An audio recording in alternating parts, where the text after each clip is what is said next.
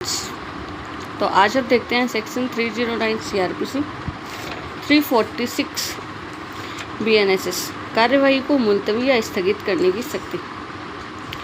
तो प्रत्येक जांच या विचारण में कार्यवाहियां सभी हाजिर साक्ष्यों की परीक्षा हो जाने तक प्रतिदिन जारी रहेगी, जब तक कि ऐसे कारणों से जो लेखबद्ध किए जाएंगे न्यायालय उन्हें अगले दिन से परे स्थगित करना आवश्यक नहीं समझे। कार्यवाहियां जो है वो दिन प्रतिदिन चालू रहेंगी जब तक कि न्यायालय किसी लेखबद्ध कारणों से उसे स्थगित करना आवश्यक न समझे। परंतु जहाँ की जांच और विचारण भारतीय न्याय संहिता की धारा 64, 65, 66, 67, 68, 70, 71 के अधीन किया जा रहा है, ठीक है, रेप ऑफेंसेस से संबंधित है, तब जांच विचारण जो है वो आरोप पत्र के फाइल किए जाने से, चार्जशीट्स के फाइल किए जाने से 2 माह के भीतर पूरा किया जाएगा। ये 2018 का संशोधन था। तो चार्जशीट जब फाइल की जाती है उससे 2 महीने के भीतर ये पूरा किया जाना चाहिए। क्लोज 2 इसका कह रहा है कि यदि न्यायालय किसी अपराध का संज्ञान करने या विचारण के प्रारंभ होने के पश्चात यह आवश्यक समझता है कि किसी जांच या विचारण का प्रारंभ करना मुलतवी कर दिया जाए या स्थगित कर दिया जाए, तो वह समय समय पर ऐसे कारणों से जो कि लेखबद्ध किए जाएंगे ऐसे निबंधनों पर जैसा ठीक समझे उतने समय के लिए जितना आवश्यक समझे उसे मुलतवी या स्थगित कर सकता है। यदि अभियुक्त अभिरक्षा में है तो उसे वारंट के द्वारा प्रतिप्रेषित कर सकता है। तो न्यायालय को किसी अपराध के संज्ञान लेने के पश्चात, ठीक है, और संज्ञान लेना और विचारण के पश्चात न्यायालय को ऐसा लगता है कि कोई मामला ऐसा है जिसे या तो मुलतवी कर दिया जाना चाहिए या स्थगित कर दिया जाना चाहिए, तो न्यायालय लेखबद्ध किए जाने का वाले कारणों से इन्हें मुलतवी और स्थगित कर सकता है। और अगर अभियुक्त अभिरक्षा में है तो उसे वारंट के द्वारा रिमांड पर छोड़ सकता है, ठीक है। Warrant remand the accused in the custody, ठीक है, रिमांड के द्वारा उसे वारंट द्वारा प्रतिप्रेषित कर सकता है। अब ये क्या है, एक तो स्थगन कर देना, पोस्टपोन, और एक है एडजर्न, मुलतवी और स्थगित। पोस्टपोन में तो क्या होती है कि फिर वापस से कार्यवाहियाँ प्रारंभ नहीं होगी, पोस्टपोन होगी, और एडजर्न में क्या होगी, वापस कार्यवाही उसी स्टेज से प्रारंभ हो जाएगी। पोस्टपोन और एडजर्न में ये डिफरेंस है। परंतु यदि कोई न्यायालय किसी अभियुक्त को इस धारा के अधीन एक समय में 15 दिन से अधिक की अवधि के लिए अभिरक्षा में प्रतिप्रेषित नहीं करेगा, ऐसे अभियुक्त को अभिरक्षा में लिया जाएगा, वो जुडिशियल कस्टडी होगी, और उसमें किसी भी अभियुक्त को, एक्यूज्ड को एक बार में 15 दिन से अधिक जुडिशियल कस्टडी नहीं दी जाएगी, ठीक है। इसके संबंध में केस भी है। केस का नाम है CBI बनाम दाऊद इब्राहिम कास्कर। इसमें कहा गया कि रिमांड जो है वो अपराध के संज्ञान के किए जाने के पश्चातवर्ती चरण से संबंधित है और इसमें जेसी दी जाती है। आगे है, परंतु यह कि कोई स्थगन केवल इस प्रयोजन के लिए नहीं मंजूर किया जाएगा कि अभियुक्त व्यक्ति को उस पर अधिरोपित किए जाने वाले प्रस्थापित दंड के विरुद्ध हेतुक दर्शित करने में समर्थ बनाए। जो दंड उसे दिया गया है, प्रस्थापित किया गया है, उस दंड के विरुद्ध वह कोई हेतुक दर्शित करे, इसके लिए स्थगन मंजूर नहीं किया जाएगा। आगे प्रोवाइजो है, परंतु यह कि कोई भी स्थगन जो है, एडजर्नमेंट जो है, वो किसी पक्षकार के अनुरोध पर तभी मंजूर किया जाएगा जबकि वो परिस्थितियाँ, वो सर्कमस्टांसेस ऐसे हैं जो beyond the control of the party के नियंत्रण से परे हैं। दूसरा है, जहाँ परिस्थितियाँ पक्षकार के नियंत्रण से बाहर है, ठीक है, न्यायालय द्वारा अन्य पक्षकारों के आक्षेपों की सुनवाई करने के पश्चात और ऐसे कारण जो अभिलिखित किए जाए 2 से अनधिक स्थगन प्रदान किया जाएगा। जब कभी ऐसी कोई परिस्थितियाँ बन गई जो अभियुक्त के नियंत्रण से, अभियुक्त या पक्षकार के नियंत्रण से बाहर है, तो ऐसे में 2 बार स्थगन दिया जाएगा, 2 से अधिक स्थगन नहीं दिया जाएगा, और वो भी कब, जब पक्षकारों के आक्षेपों की सुनवाई कर ली है उसके पश्चात। ग पॉइंट इसका कह रहा है कि यह तथ्य कि पक्षकार का अधिवक्ता किसी अन्य न्यायालय में वैसे स्थगन का आधार नहीं होगा। तो ऐसा कहना कि पक्षकार का अधिवक्ता किसी अन्य कोर्ट में बिजी है तो ये भी स्थगन का आधार नहीं होगा। ऑर्डर 17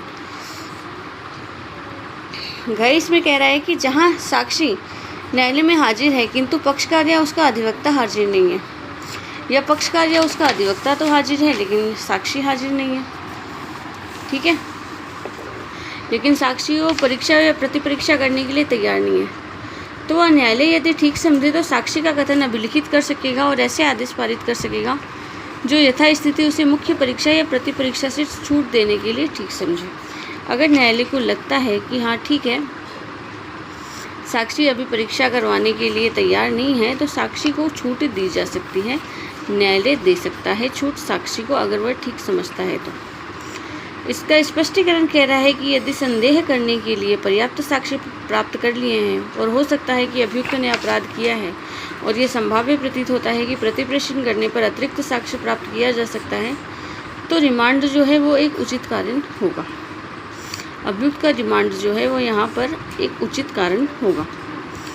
फिर स्पष्टीकरण में दे दिया कि जिन निबंधन पर कोई स्थगन या मुलतवी किया जाना मंजूर किया गया है, उसके अंतर्गत जो न्यायालय के जो खर्चे हैं वो अभियोजन पक्ष या अभियुक्त पक्ष के द्वारा दिए जाएंगे। जिन्होंने ऐसा स्थगन मांगा है उनके द्वारा स्थगन के खर्चे दिए जाएंगे। आगे देखते हैं सेक्शन 310 CRPC BNSS 347 स्थानीय निरीक्षण लोकल इंस्पेक्शन। तो यदि न्यायाधीश या मजिस्ट्रेट किसी जांच विचारण या अन्य कार्यवाही के किसी भी प्रक्रम में पक्षकारों को जांच विचारण और कार्यवाही, ठीक है, न्यायाधीश है, पक्षकारों को सम्यक सूचना देने के पश्चात किसी भी स्थान में जिसमें अपराध किया जाना अभिकथित है या किसी अन्य स्थान में जा सकेगा। क्या करेंगे? पक्षकारों को सूचना देने के पश्चात वो स्थान जिसमें कि कोई अपराध किया गया है या किसी अन्य स्थान में निरीक्षण कर सकता है जिसके बारे में उसकी यह राय है, ऐसा कोई अन्य स्थान कि उसके अवलोकन से जांच विचारण के साक्ष्य को उचित विवेचन करने के प्रयोजन से आवश्यक है। कोई अन्य स्थान जो उसे लगता है कि ऐसे स्थान पर जाना जांच या विचारण के प्रयोजन से आवश्यक है और ऐसे निरीक्षण में देखे गए कि सुसंगत तथ्यों का ज्ञापन जो है वो अनावश्यक विलंब के बिना वह लेखबद्ध करेगा। ऐसे कोई भी उसमें सुसंगत तथ्य हैं उसके ज्ञापन को वह लेखबद्ध करेगा, लोकल इंस्पेक्शन करेगा। इसका क्लोज 2 कह रहा है कि ऐसा ज्ञापन मामले के अभिलेख का भाग होगा और यदि अभियोजक, परिवादी या अभियुक्त या मामले का अन्य कोई पक्षकार ऐसा चाहे तो ज्ञापन की प्रतिलिपि निःशुल्क दी जाएगी। ऐसा ज्ञापन जो है वो रिकॉर्ड का पार्ट होगा और अगर अभियोजक, परिवादी, अभियुक्त में से कोई भी चाहे तो उसे ऐसे ज्ञापन की जो प्रतिलिपि है वो निःशुल्क दी जाएगी। अब इसके रिगार्डिंग कुछ केस हैं। केस क्या हैं? CRPC में पद्मचरण साहू बनाम P राजेश्वरी। मजिस्ट्रेट या न्यायाधीश जो है वो अपनी लोकल इंस्पेक्शन की शक्ति का प्रत्यायोजन किसी अन्य को नहीं कर सकते, किन्हीं अन्य को अपनी लोकल इंस्पेक्शन की शक्ति का प्रत्यायोजन नहीं कर सकते। नेक्स्ट है आगे KK सिंह बनाम मणिपुर स्टेट में 310 का यह उद्देश्य है कि उस स्थान का जिसके बारे में कोई साक्ष्य दिया गया है उसका अवलोकन करके स्वयं को उसकी सत्यता के बारे में आश्वस्त कर लेना, ये मजिस्ट्रेट का कर्तव्य है, ये इस धारा का उद्देश्य है।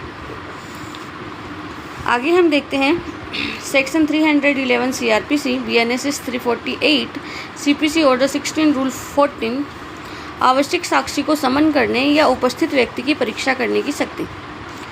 तो कोई न्यायालय इस संहिता के अधीन किसी जांच, विचारण या अन्य कार्यवाही के किसी भी प्रक्रम पर किसी व्यक्ति को साक्षी के तौर पर समन कर सकता है या ऐसे किसी भी व्यक्ति को जो हाजिर है यद्यपि वह साक्षी के रूप में समन नहीं किया गया है उसकी परीक्षा कर सकता है। किसी व्यक्ति को जिसकी पहले परीक्षा की जा चुकी है उसे पुनः बुला सकेगा और उसकी पुनः परीक्षा कर सकेगा। और यदि न्यायालय को मामले की न्याय संगत विनिश्चय के लिए किसी व्यक्ति का साक्ष्य आवश्यक प्रतीत होता है तो ऐसे व्यक्ति को समन कर सकता है, पुनः बुलाएगा, पुनः परीक्षा करेगा। तो आवश्यक साक्षी को समन न्यायालय कर सकता है। अगर न्यायालय को लगता है कि ऐसे साक्षी को समन किया जाना चाहिए तो न्यायालय उसे समन कर सकता है और उसे पुनः बुला सकता है, पुनः उसकी परीक्षा कर सकता है। 311 के रिगार्डिंग भी केस लॉज हैं। सुखदेव सिंह बनाम पंजाब राज्य। बहस के बाद और निर्णय से पहले न्यायालय 311 की शक्तियों का प्रयोग कर सकता है। कब कर सकता है? जब बहस हो गई हो उसके पश्चात और निर्णय दिए जाने से पहले भी न्यायालय जो है 311 की शक्तियों का प्रयोग कर सकता है। नताशा सिंह बनाम CBI 2014 का केस है। इसमें सुप्रीम कोर्ट ने कहा कि 311 की शक्तियों का प्रयोग न्यायालय मनमाने ढंग से नहीं करेगा, बल्कि इसमें न्यायिक विवेक का प्रयोग उसे करना चाहिए। तो न्यायालय मनमाने ढंग से 311 की शक्तियों का प्रयोग नहीं करके उसे न्यायिक विवेक का प्रयोग किया जाना चाहिए। आगे हम देखते हैं सेक्शन 311A CRPC 349 नमूना हस्ताक्षर देने के लिए किसी व्यक्ति को आदेश देने की मजिस्ट्रेट की शक्ति। ठीक है, तो यदि किसी प्रथम वर्ग मजिस्ट्रेट JM फर्स्ट का यह समाधान होता है कि किसी अन्वेषण कार्यवाही के प्रयोजन के लिए किसी व्यक्ति को, जिसके अंतर्गत की अभियुक्त व्यक्ति भी है, कोई नमूना हस्ताक्षर का हस्तलेख किसी आवाज़ का सैंपल दिया जाना चाहिए, तो वह उस दिशा में ऐसे व्यक्ति को जिससे कि वह आदेश संबंधित है ऐसे एक आदेश पारित करेगा जिसमें विनिर्दिष्ट समय और विनिर्दिष्ट स्थान लिखा हुआ होगा। वहाँ पर वह व्यक्ति उपस्थित हो और अपना नमूना हस्ताक्षर अपनी आवाज़ का या अपना हस्तलेख का प्रतिदर्श प्रस्तुत करे। हेडिंग बेस्ड वो सेक्शन है ये। परंतु इस धारा के अधीन कोई भी आदेश तब तक नहीं दिया जाएगा जब तक कि उस व्यक्ति को ऐसे अन्वेषण या कार्यवाही के संबंध में किसी समय गिरफ्तार न किया गया हो। ऐसा आदेश तब तक नहीं दिया जाएगा जब तक कि ऐसे व्यक्ति को अन्वेषण या कार्यवाही के संबंध में कभी गिरफ्तार न किया गया हो। परंतु यह है कि मजिस्ट्रेट ऐसे कारणों से जो अभिलिखित किया जाए किसी अन्य व्यक्ति को गिरफ्तार किए बिना ऐसे नमूने या प्रतिदर्श देने के लिए आवश्यक वो आदेश दे सकता है। साथ में आगे ये भी क्लियर कर दिया कि मजिस्ट्रेट अगर चाहे तो किसी अन्य व्यक्ति को जिसे गिरफ्तार नहीं किया गया ऐसे व्यक्ति को भी नमूना या प्रतिदर्श देने के लिए आदेशित कर सकता है। तो इसमें अभियुक्त व्यक्ति भी आ गया जिसे गिरफ्तार किया गया है और अन्य व्यक्ति भी आ गए जिसे मजिस्ट्रेट आवश्यक समझे। नेक्स्ट सेक्शन है सेक्शन 312 350 CRPC BNSS परिवादी और साक्षियों के व्यय। तो राज्य सरकार के द्वारा बनाए गए किसी नियम के अधीन रहते हुए कोई भी दंड न्यायालय ठीक समझता है तो ऐसे न्यायालय के समक्ष इस संहिता के अधीन जांच विचारण अन्य कार्रवाई में अगर कोई परिवादी हाजिर हो रहा है या यदि कोई साक्षी हाजिर हो रहा है तो उसके व्यय किसके द्वारा दिए जाएंगे? राज्य सरकार के द्वारा दिए जाएंगे। राज्य सरकार के द्वारा दिए जाने के लिए आदेशित कर सकता है, जैसे कि राज्य सरकार ने नियम बनाए हैं। तो ऐसे व्यय परिवादी और साक्षियों के हाजिर होने के खर्चे कौन देगा? राज्य सरकार देगा। आगे है सेक्शन 351 CRPC 313 इम्पॉर्टेंट सेक्शन है, नेक्स्ट क्लास में देखेंगे।